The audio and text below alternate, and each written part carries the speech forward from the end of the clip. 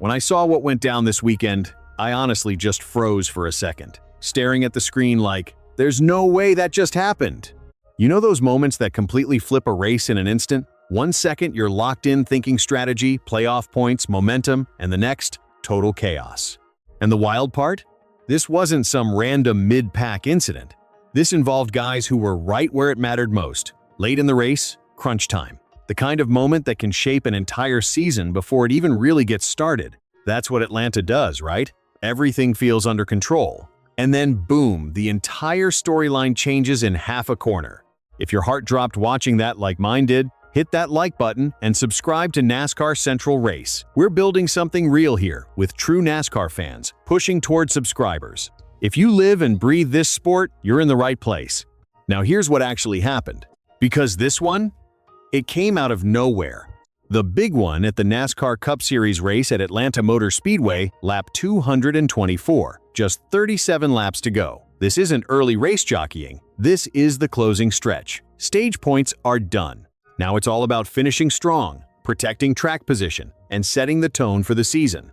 At that moment, Denny Hamlin was running fifth. Quiet, steady, putting himself exactly where he needed to be.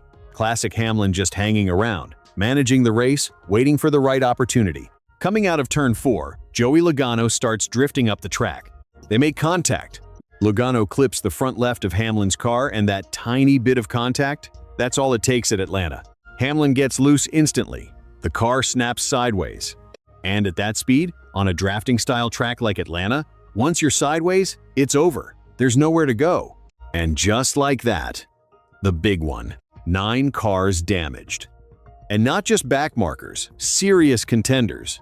We're talking AJ Allmendinger, Chris Buescher, Logano himself, William Byron, Tyler Reddick, Alex Bowman, Michael McDowell, and Connor Zilisch. That's not a small incident, that's a huge chunk of the competitive field wiped out in seconds. But here's what really hits. This wasn't a last-lap desperation move. This was 2 veterans, 2 champions racing hard for position when it actually mattered. Logano comes up, Hamlin gets clipped, and Atlanta does what Atlanta always does. It punishes everyone. You could see the frustration instantly.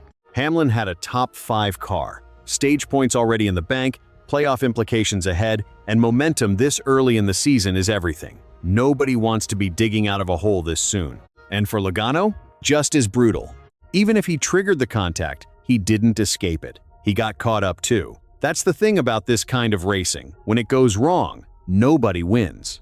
And then there's the ripple effect. Byron, Reddick, Bowman, these are playoff-level drivers. Buescher has been one of the most consistent guys in the garage lately. McDowell on drafting tracks? Always a threat. Allmendinger can steal one on the right day. This crash didn't just shake up one race. It sent a message to the entire field. And this is where it really hits, especially for a young driver trying to prove himself in this kind of environment. One split-second move and just like that, opportunity gone for almost everyone involved. That's why this isn't just another wreck. Atlanta has evolved into this hybrid superspeedway monster where you're wide open, inches apart, making decisions at over 180 miles per hour. The margin for error? Basically non-existent. And when drivers like Denny Hamlin and Joey Logano, guys with years of experience, get tangled up like that, it tells you everything about how intense the competition is right now. There's no riding around anymore, no waiting for things to come to you. Everyone is pushing, every lap matters. And from a championship perspective, these early season DNFs, they hurt more than people realize. You don't always feel it right away, but later in the season, when playoff cut lines get tight, this is the kind of race you look back on. The one where a top 5 finish slipped through your fingers. For Hamlin, it's about maximizing every chance while he's still performing at an elite level. For Logano, it's about setting the tone early and staying aggressive. And for everyone else caught in it, it's all about damage control, resetting before this turns into a bigger problem. That's the emotional roller coaster of NASCAR. One corner, one small move up the track, and everything changes. As fans, yeah, we love the intensity. But let's be real, it hurts watching strong cars get torn up when the finish line is right there. At the end of the day, this wreck is the perfect reminder of what Atlanta has become. Unpredictable, aggressive, and completely unforgiving. It shakes up the standings, kills momentum, and adds fuel to rivalries, whether drivers admit it or not.